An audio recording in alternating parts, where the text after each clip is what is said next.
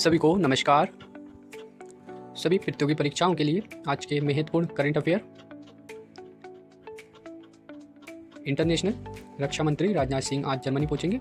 21 अप्रैल को रक्षा मंत्री राजनाथ सिंह 3 दिन की जर्मनी यात्रा पर जाएंगे।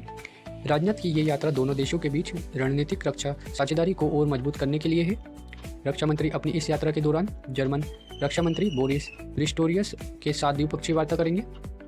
दोनों नेता इस बैठक में मिलिट्री इंगेजमेंट बढ़ाने, साइबर सिक्योरिटी, आर्टिफिशियल इंटेलिजेंस से जुड़े मुद्दों पर बात करेंगे। रक्षा मंत्री राजनाथ इस यात्रा के दौरान जर्मन डिफेंस इंडस्ट्री के प्रमुख प्रतिनिधियों से भी बात करेंगे। बैठक में मेक इन इंडिया पहल के तहत को प्रोडक्शन और को डेवलपमेंट पर बात होगी। इस यात्रा के दौरान समरीन सौदे पर भी बातचीत हो सकती है। प्रोजेक्ट 75 AI के तहत लगभग $10 अरब की समरीन डील एक प्रमुख एजेंडा हो सकता है। इस यात्रा के दौरान दोनों देश के रक्षा मंत्री इंडस्ट्रियल कोलैबोरेशंस और United national peace keeping operations training में सहयोग के लिए एक MOU साइन कर सकते हैं।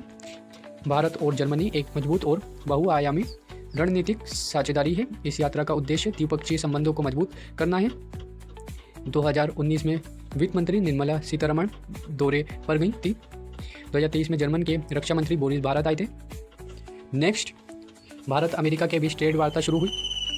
20 अप्रैल को भारत और संयुक्त राज्य अमेरिका एक बार फिर द्विपक्षीय व्यापार समझौते BTA के पहले चरण में ट्रेड वार्ता शुरू करेंगे। ट्रेड वार्ता में इंडियन डेलीगेशंस को कॉमर्स मिनिस्ट्री के एडिशनल सिक्योरिटी दर्पण जैन लीड करेंगे।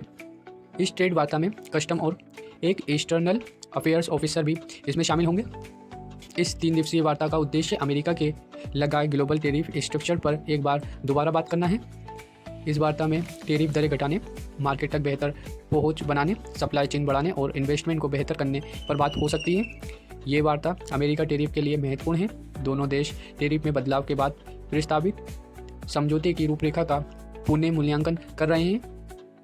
अमेरिका सुप्रीम कोर्ट ने international emergency economic power act के तहत 150 दिनों के लिए सभी देशों से आयात पर अस्थायी 10% टेरिफ लगाया था।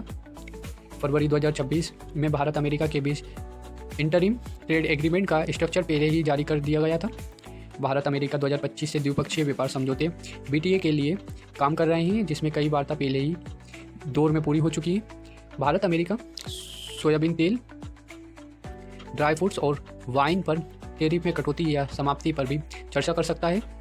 अमेरिका भारत के सबसे बड़े ट्रेडिंग पार्टनर में से एक है। नेक्स्ट, नेशनल टेक्सटाइल मिनिस्ट्री ने हैंडलूम विश्व सूत्र इनिशिएटिव लॉन्च किया। 19 अप्रैल को टेक्सटाइल मिनिस्ट्री ने विश्व सूत्र विश्व के लिए भारत की बुनाई नाम से एक इनिशिएटिव लॉन्च किया है। विश्व सूत्र इनिशिएटिव में डिज़ाइनर हैंडलूम कलेक्शंस हैं। इस इनिशिएटिव को उड़ीसा के भुवनेश्वर में आयोजित 61वें फेमिना मिस इंडिया में लॉन्च किया गया। ये initiative national institute of fashion designing और डेवलपमेंट कमिश्नर हैंडलूम ऑफिस ने डेवलप किया है। विश्व सूत्र इनिशिएटिव का उद्देश्य इंडिया हैंडलूम डिज़ाइन को ग्लोबली प्रेजेंट करना है। इस इनिशिएटिव के तहत देश भर से 30 से ज़्यादा अलग अलग हैंडलूम डिज़ाइन को एक साथ लाया जाएगा। ये सभी अलग अलग राज्यों को रिप्रेजेंट करेंगे। ये इनिशिएटिव सरकार के vocal for local to global का हिस्सा है। ये इनिशिएटिव PM मोदी के 5F स्ट्रक्चर फॉर्मा से फाइबर से फैक्ट्री से फैशन से फॉरेन तक का हिस्सा है। ये इनिशिएटिव संस्कृति विरासत को सुरक्षित करने, अस्थायी रोजगार देने और भारत की टेक्सटाइल इंडस्ट्री में हैंडलूम को बढ़ावा देना है। नेक्स्ट, मिसलेनियस राष्ट्रीय सुरक्षा सलाहकार अजीत डोभाल UAE पहुंचे। 19 अप्रैल को राष्ट्रीय सलाहकार अजीत डोभाल ने सऊदी अरब की आधिकारिक यात्रा पर हैं। डोभाल रियाद पहुंचे। रियाद भारत के राजदूत सुहेल खान और सऊदी अरब के राजनीतिक मामलों के उप मंत्री सऊद अल सती ने उनका स्वागत किया। डोभाल ने इस यात्रा के दौरान UAE के विदेश मंत्री फैसल बिन फरहान, ऊर्जा मंत्री अब्दुल अजीज बिन सलमान और राष्ट्रीय सुरक्षा सलाहकार मुसैद बिन मोहम्मद अल एबन और सीनियर नेताओं से हाई लेवल वार्ता की। इस बैठक में द्विपक्षीय सहयोग, क्षेत्रीय सुरक्षा और आपसी हित समेत कई मुद्दे पर चर्चा हुई।